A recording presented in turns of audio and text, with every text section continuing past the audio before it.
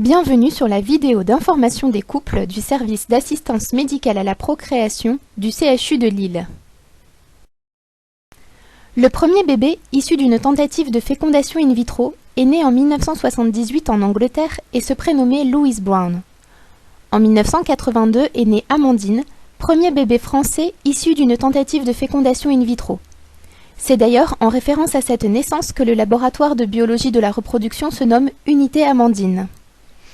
L'année suivante est née Zoé, premier bébé après transfert d'embryon congelé.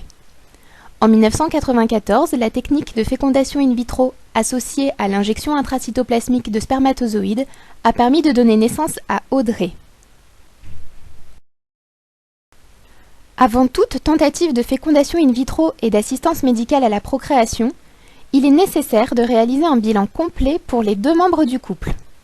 Ce bilan permet de confirmer l'indication de recourir à la fécondation in vitro, de choisir la technique adaptée et le protocole de stimulation, et d'éliminer les obstacles à la technique de fécondation in vitro.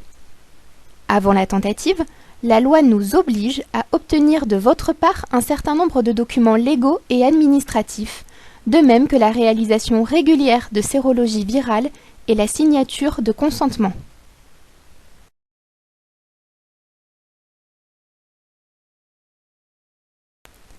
Une tentative de fécondation in vitro comprend 4 principales étapes que nous allons ensuite détailler dans les suites de cette vidéo.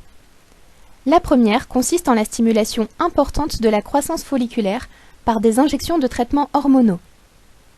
Une fois la stimulation achevée, la maturation finale des follicules est déclenchée et le recueil du liquide folliculaire par ponction des ovaires à travers le vagin peut avoir lieu. De manière concomitante à la ponction a lieu le recueil de spermatozoïdes à l'unité Amandine. Ensuite, les ovocytes contenus dans les liquides folliculaires et recueillis par la ponction sont mis en fécondation avec les spermatozoïdes.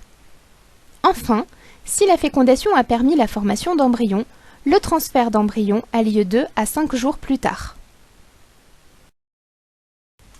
Pour comprendre le principe de la stimulation ovarienne pour fécondation in vitro, il est tout d'abord nécessaire de se rappeler le cycle féminin naturel en dehors de toute stimulation. Celui-ci est sous la dépendance de 2 petites glandes qui se trouvent dans le cerveau et qui synthétisent 3 hormones essentielles, la GnRH, la FSH et la LH. Sur les ovaires se trouvent de nombreux tout petits follicules, les follicules primordiaux, qui correspondent à des petites poches contenant les futurs ovocytes. À noter que les termes ovocyte, ovule ou œuf sont des synonymes. Ces hormones sécrétées par le cerveau stimulent les ovaires et entraînent la croissance d'un follicule tous les mois. Celui-ci sécrète de l'œstradiol. Quand le follicule a assez grossi, le phénomène d'ovulation se produit. Le follicule expulse l'ovocyte dans la trompe et se transforme en corps jaune qui sécrète de la progestérone. Si des spermatozoïdes ont été déposés au niveau du vagin et ont eu la capacité de remonter la cavité utérine jusqu'aux trompes, que les trompes ne sont pas bouchées et que le phénomène d'ovulation s'est déroulé sans problème, la fécondation a 20 à 25% de chances d'avoir lieu dans la trompe. Puis l'embryon migre dans la cavité utérine pour s'y implanter, aidé par la progestérone sécrétée par le corps jaune.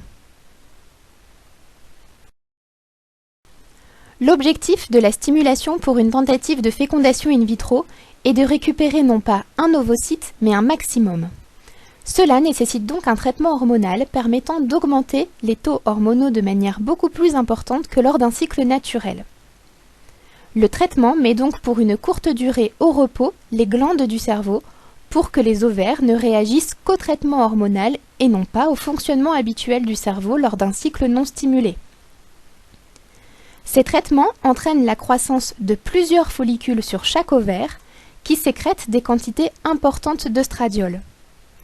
Quand ces follicules ont atteint des tailles suffisantes, nous déclenchons la maturation finale des follicules par une injection et la ponction des ovocytes a lieu 36 heures après ce déclenchement, juste avant qu'ils ne soient expulsés dans la trompe. À noter, la fécondation in vitro ne diminue pas le stock de follicules présents sur les ovaires. En effet, lors d'un cycle naturel, parmi le stock de follicules présents sur les ovaires, l'un d'entre eux grossit et devient mature, Les follicules qui n'ont pas été recrutés dégénèrent et sont éliminés par le corps. Lors du cycle suivant, un nouveau stock de follicules est sélectionné, puis, à nouveau, l'un d'entre eux grossit et les autres sont éliminés. Lors d'une tentative de fécondation in vitro, l'objectif est de faire grossir la totalité du stock de follicules présents sur les ovaires pour obtenir un maximum d'ovocytes matures et éviter qu'ils ne dégénèrent sans donner d'ovocytes. Les traitements hormonaux s'administrent par injection sous-cutanée. Il suffit de faire un pli dans la peau du ventre ou de la face avant des cuisses et d'injecter le produit dans ce pli à l'aide des aiguilles fournies avec le traitement. Ces injections peuvent tout à fait être réalisées par vous-même. Elles sont réalisées le soir, après 17 h, pendant toute la durée de la stimulation, c'est-à-dire environ 10 à 14 jours. Votre médecin déterminera quel produit est le plus adapté à votre situation.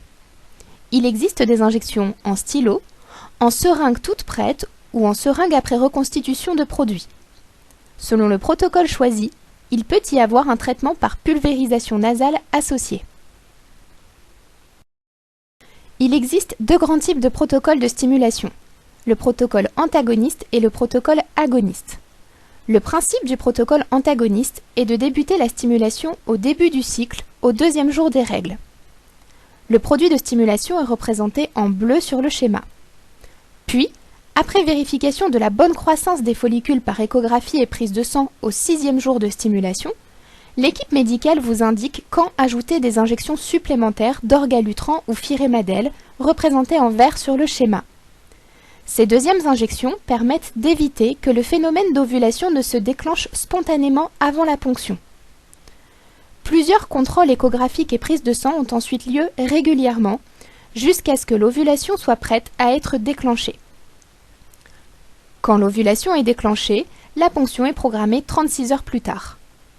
Ainsi, si le déclenchement est réalisé le lundi soir, votre ponction des ovocytes est programmée pour le mercredi matin. Il est donc primordial de respecter le jour et l'horaire que vous aura communiqué l'équipe médicale pour réaliser cette injection de déclenchement de l'ovulation, puisque la ponction est programmée 36 heures après l'heure qui vous aura été donnée.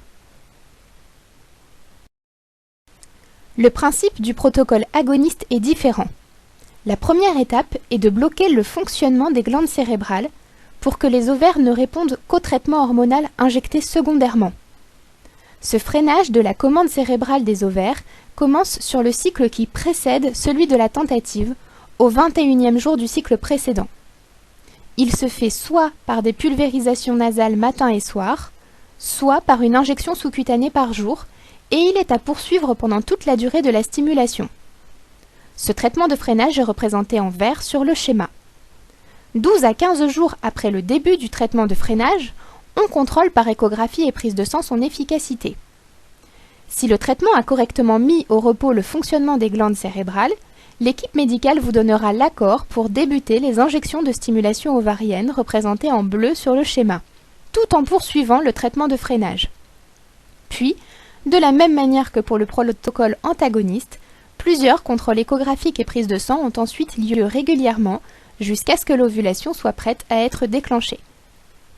Quand celle-ci est déclenchée, la ponction est programmée 36 heures plus tard.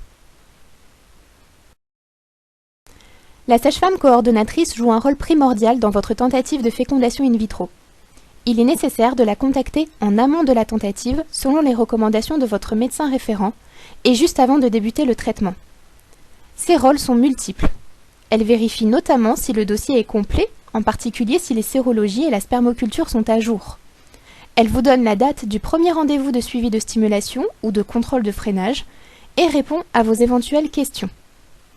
L'ensemble de l'équipe étant amené à vous contacter régulièrement par téléphone, il est primordial que votre téléphone accepte les appels des numéros masqués et que votre répondeur mentionne votre nom et prénom. Pendant la tentative de stimulation, c'est l'équipe du suivi de stimulation qui organise les rendez-vous de suivi et programme la ponction. Le suivi de stimulation, également appelé monitorage de l'ovulation, nécessite plusieurs contrôles pendant la stimulation. En général, il existe un contrôle avant de débuter le produit de stimulation, un autre au 6e ou 7e jour de stimulation, puis de manière plus fréquente lors de la deuxième semaine d'injection de produits de stimulation. Ces rendez-vous de contrôle ne peuvent être fixés en avance car dépendent de la manière dont les ovaires réagissent au traitement. Cela nécessite une certaine disponibilité de votre part pour pouvoir réaliser ces rendez-vous de contrôle. Ceci consiste en une prise de sang et une échographie par voie vaginale. Il se déroule le matin, les prises de sang entre 7h et 7h45 et les échographies entre 8h et 9h. Les premières patientes se présentant à l'équipe des aides-soignants qui vous accueillent sont les premières patientes à passer en échographie. Cette règle comprend deux exceptions. Les patientes qui réalisent une préservation de la fertilité parce qu'elles vont subir un traitement impactant la fertilité, comme une chimiothérapie, et qui présentent une altération de l'état général sont prioritaires. De même que les patientes qui donnent leurs ovocytes et qui réalisent une stimulation de fécondation in vitro de manière altruiste et bénévole pour venir en aide à des couples en attente de dons d'ovocytes. La prise de sang permet de vérifier les taux hormonaux et l'échographie de vérifier la croissance des follicules sur les ovaires et l'aspect de l'endomètre, qui est la muqueuse à l'intérieur de l'utérus qui accueille la grossesse. Une fois la prise de sang et l'échographie réalisées, vous pouvez repartir de Jeanne de Flandre. Entre 13 et 17 heures, vous recevrez un appel du suivi de stimulation afin de vous indiquer le traitement à réaliser, ainsi que la dose à réaliser et la date du prochain contrôle. Après 17 heures, en respectant approximativement le même créneau horaire tous les jours, vous réalisez vos injections de traitement comme indiqué par l'équipe, et ce tous les soirs jusqu'au contrôle suivant. En salle d'échographie, vous trouverez une cabine pour vous déshabiller et une table d'examen sur laquelle il faut s'installer en position gynécologique. L'échographie est faite par voie vaginale et l'idéal est d'avoir la vessie vide. Régulièrement, nous vous ferons participer à l'échographie en vous demandant de noter les différentes tailles folliculaires que l'on mesure.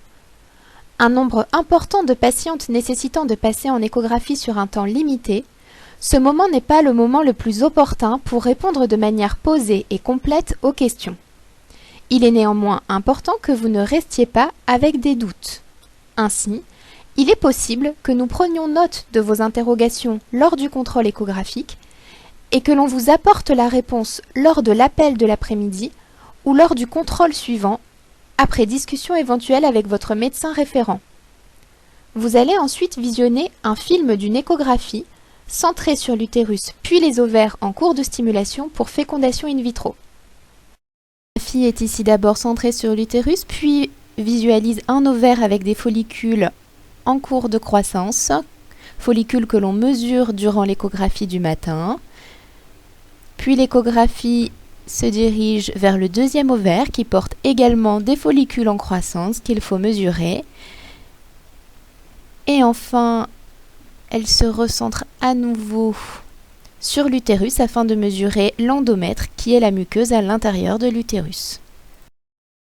Lors d'une tentative de fécondation in vitro, il existe toujours une perte entre le nombre de follicules visibles en échographie et le nombre d'ovocytes recueillis à la ponction, ainsi qu'une perte entre le nombre d'ovocytes et le nombre d'embryons obtenus. De la même manière, tous les embryons obtenus n'offrent pas forcément des chances de grossesse et ne sont pas forcément transférables. Ainsi, nous avons des critères de déclenchement qui permettent de déclencher l'ovulation dans une situation qui offre théoriquement des chances de recueil d'un nombre suffisant d'ovocytes à mettre en fécondation. Ainsi, pour déclencher l'ovulation, il faut au minimum 3 ou 4 follicules ayant atteint une taille suffisante supérieure à 17 mm en fin de stimulation. L'endomètre doit avoir une épaisseur et un aspect satisfaisants pour permettre un transfert. Ces images échographiques doivent être associées à des taux sanguins d'oestradiol et de progestérone concordants. Enfin, ces critères sont adaptés au dossier du couple. Les consignes de déclenchement vous seront données par téléphone après décision médicale. Il est impératif de respecter l'horaire qui vous sera donné pour la réalisation de cette dernière injection. La ponction étant programmée 36 heures après le déclenchement. 2 produits de déclenchement existent. L'Ovitrel est le plus fréquemment utilisé. En cas de risque d'hyperstimulation ovarienne, on utilise une injection d'un autre produit appelé Decapeptyl. Le jour de la ponction d'ovocytes, il faut être à jeun depuis minuit. Vous êtes attendu en couple, en hôpital de jour d'assistance médicale à la procréation à 7 heures, muni de vos pièces d'identité. Le passage au bloc opératoire pour la ponction d'ovocytes a lieu dans la matinée. Le geste dure une dizaine de minutes. Néanmoins, votre installation et la mise en place des champs opératoires allongent à une trentaine de minutes votre présence dans le bloc opératoire. Les ponctions ne sont pas réalisées sous anesthésie générale mais sous sédation. Vous êtes en mesure de discuter avec nous pendant le geste, mais la douleur est anesthésiée. Parfois, l'hypnose est également utilisée. Le recueil de sperme se fait le jour de la ponction d'ovocytes. Après avoir accompagné madame pour son entrée en AMP, vous avez rendez-vous monsieur à 7h30 à l'unité Amandine, qui est le laboratoire de biologie de la reproduction, au rez-de-jardin de l'hôpital Jeanne de Flandre, dont l'entrée se fait à droite de l'entrée pédiatrie, sur l'aile extérieure, face à la faculté de médecine. Vous devez être muni de votre pièce d'identité. Pour optimiser la qualité du sperme, il faut avoir respecté un délai d'abstinence entre 2 et 7 jours et avoir bien bu de l'eau la veille. Si votre tentative utilise du sperme congelé, merci de vous présenter en début de matinée vers 8 heures à l'unité Amandine pour le contrôle d'identité et ensuite rester dans l'enceinte de Jeanne de Flandre joignable car nous vous appellerons dans la matinée pour aller chercher les pailles de sperme au sécos. À présent, vous pourrez regarder des vidéos sur la technique de ponction d'ovocytes, d'isolement des ovocytes et de la technique de sélection des spermatozoïdes. Au bloc opératoire, vous êtes installé en position gynécologique. Des champs stériles sont positionnés sur vous par le gynécologue, qui prend ensuite ses repères en échographie et vérifie l'accessibilité des ovaires et des follicules présents sur ces ovaires. Il positionne ensuite une aiguille sur la sonde d'échographie, aiguille qui va permettre à travers les parois du vagin d'aspirer le contenu des liquides folliculaires présents sur les ovaires. En échographie, nous visualisons ici l'aiguille qui correspond au petit point blanc qui va aspirer le contenu des liquides folliculaires, les follicules correspondant aux petites poches noires que vous visualisez. Les follicules sont vidés de leur liquide grâce à l'aiguille qui est reliée à une pompe qui aspire les liquides. Les tubes de liquide folliculaire ainsi recueillis sont ensuite envoyés au laboratoire pour analyse et technique.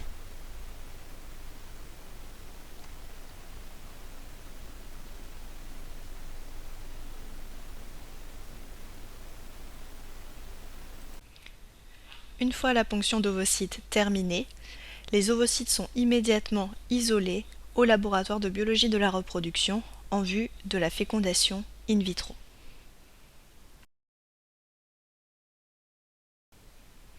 En parallèle, les spermatozoïdes sont sélectionnés au laboratoire pour ne garder que les meilleurs en termes de mobilité pour la fécondation in vitro qui est la prochaine étape.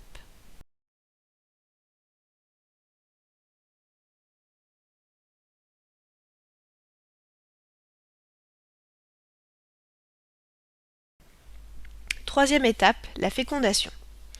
Celle-ci se fait donc in vitro au laboratoire. Le choix de la technique se fait selon les paramètres spermatiques. Si les paramètres spermatiques sont bons, c'est-à-dire une numération et une mobilité des spermatozoïdes suffisantes, nous ferons de la fécondation in vitro dite classique, c'est-à-dire qu'on met en contact les spermatozoïdes avec les ovocytes et on laisse les spermatozoïdes féconder les ovocytes eux-mêmes. En revanche, si les paramètres spermatiques sont diminués, nous ferons une fécondation dite avec ICSI, signifiant injection intracytoplasmique de spermatozoïdes. Cette technique sophistiquée permet de micro-injecter les ovocytes matures avec un spermatozoïde à la fois.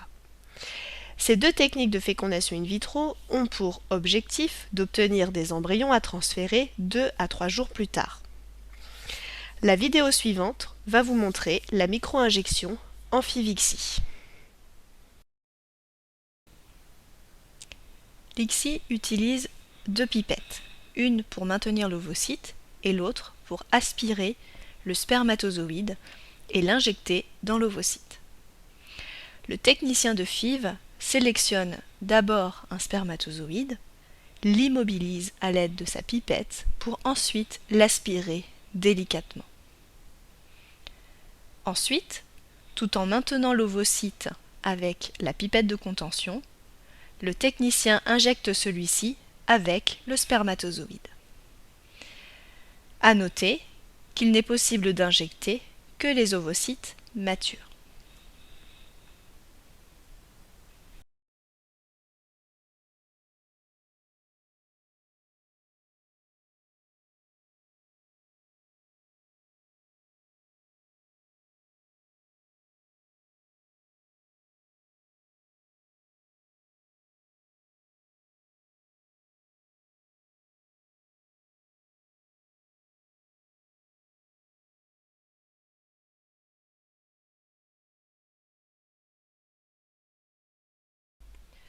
Quatrième étape, le transfert d'embryon.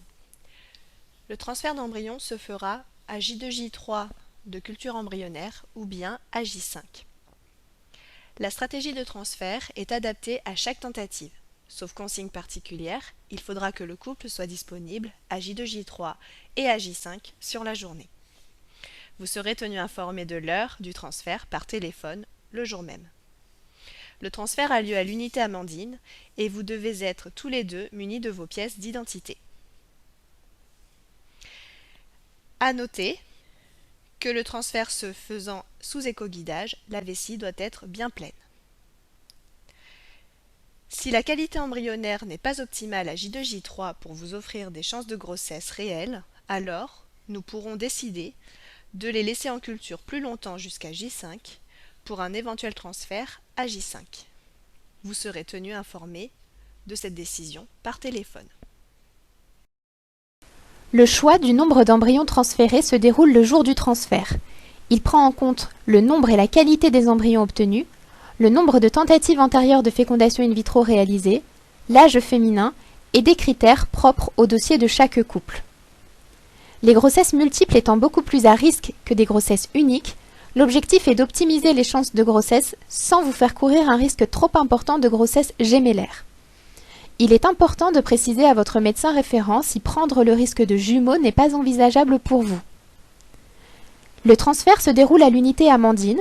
Vous êtes installé en position gynécologique, un spéculum est posé.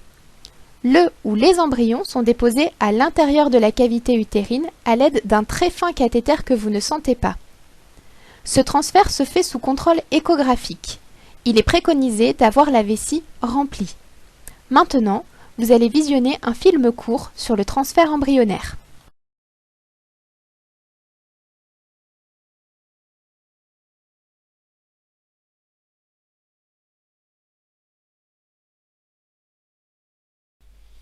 La congélation embryonnaire. Si les embryons surnuméraires sont de très bonne qualité, ils pourront être congelés à J2J3 ou J5, voire J6 pour d'éventuels transferts ultérieurs. Nous respectons des critères stricts de congélation pour assurer un bon taux de survie embryonnaire. Nous ne congelons donc que les embryons de très bonne qualité.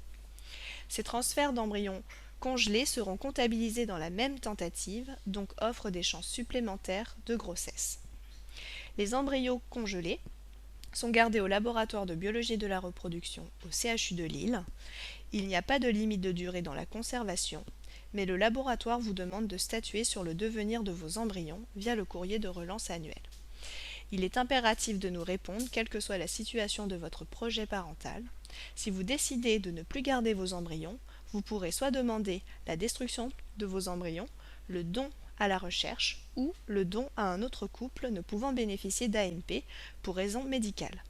Dans ce cas, vous recevrez une demande de confirmation de ce choix à 3 mois, également par courrier. Les ovaires ponctionnés n'étant pas en capacité de synthétiser immédiatement de la progestérone en quantité suffisante pour maintenir une grossesse, il vous sera prescrit de la progestérone à prendre par voie orale dès le soir de la ponction. Ce traitement doit impérativement être poursuivi jusqu'au test de grossesse et encore 2 mois si le test est positif. Votre médecin référent vous indiquera alors quand l'arrêter. Suite au transfert embryonnaire, il est nécessaire de réaliser un test de grossesse par prise de sang dans un laboratoire de votre choix à la date indiquée sur l'ordonnance. Ce test doit être réalisé même en cas de règles, car certaines grossesses peuvent débuter par des saignements. Il est donc primordial de vérifier par des tests sanguins. En cas de résultat positif supérieur à 100, il faut continuer la progestérone et prévoir un rendez-vous d'échographie 3 à 4 semaines plus tard avec votre médecin référent. En cas de résultat positif inférieur à 100, il faut continuer la progestérone et prendre contact avec le suivi de stimulation pour programmer un nouveau contrôle à 48 heures. En cas de résultat négatif, il faut reprendre contact avec votre médecin référent pour discuter de la prise en charge.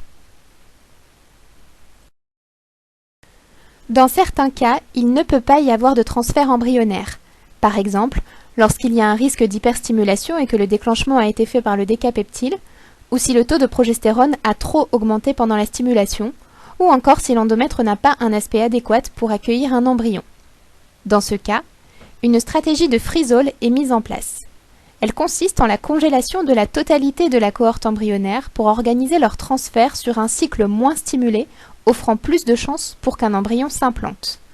Dans ces cas-là, le biologiste vous appellera systématiquement à J2 ou J3 après la ponction pour vous informer du nombre d'embryons obtenus. Attention, il est impératif d'être vigilant dans le protocole de stimulation et les consignes données dans les suites de la ponction et du transfert. Certaines erreurs peuvent diminuer de manière importante les chances de réussite de la tentative. Parmi elles, nous pouvons lister les erreurs dans la prise et l'administration du traitement de stimulation, le non-respect de l'heure du déclenchement, l'oubli de la progestérone après la ponction ou le non-respect du délai d'abstinence recommandé pour le recueil de spermatozoïdes. Par ailleurs, il est nécessaire de nous signaler tout épisode de fièvre ou un problème médical aigu survenu pendant la tentative ou dans le mois précédant celle-ci, car il peut y avoir un impact sur les résultats de la tentative. En moyenne, il y a environ 30 à 40% de chances de grossesse à chaque transfert réalisé, que ce soit après un transfert d'embryon frais obtenu par fécondation in vitro ou fécondation in vitro associée à l'ICSI, ou après un transfert d'embryon congelé. Ces chiffres ne sont que des statistiques et dépendent de beaucoup de paramètres propres au dossier de chaque couple.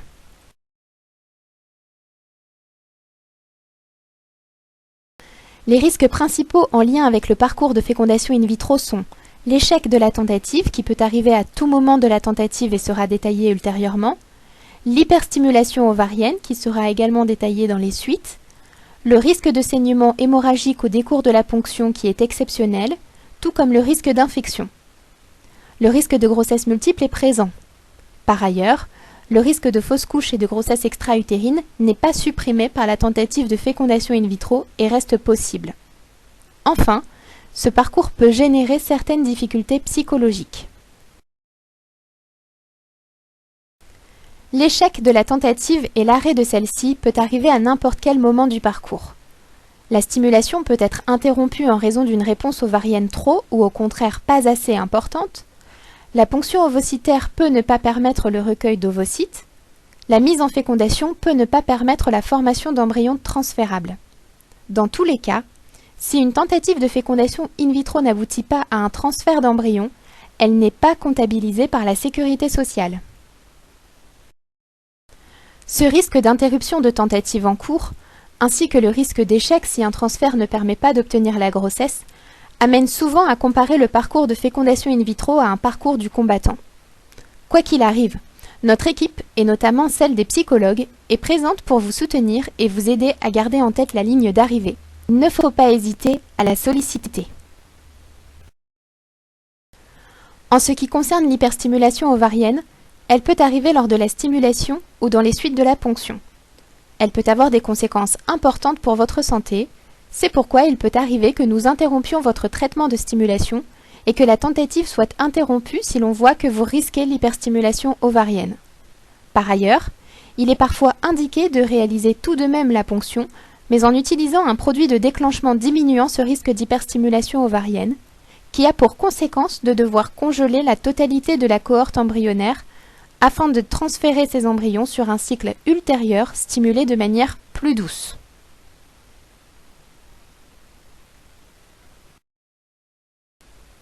Certaines consignes vous seront communiquées lors de votre sortie de ponction comprenant notamment les signes devant vous amener à nous recontacter.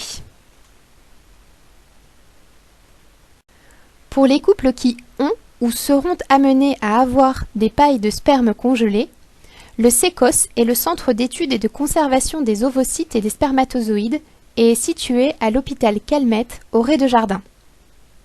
Il a pour principale mission de congeler et conserver les spermatozoïdes des patients pris en charge en AMP intraconjugale ou bien en don de gamètes.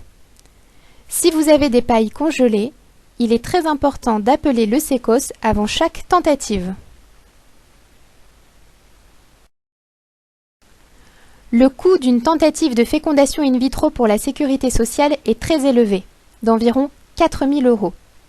C'est l'une des raisons pour laquelle il est primordial de bien respecter les protocoles de stimulation et d'éviter les erreurs thérapeutiques.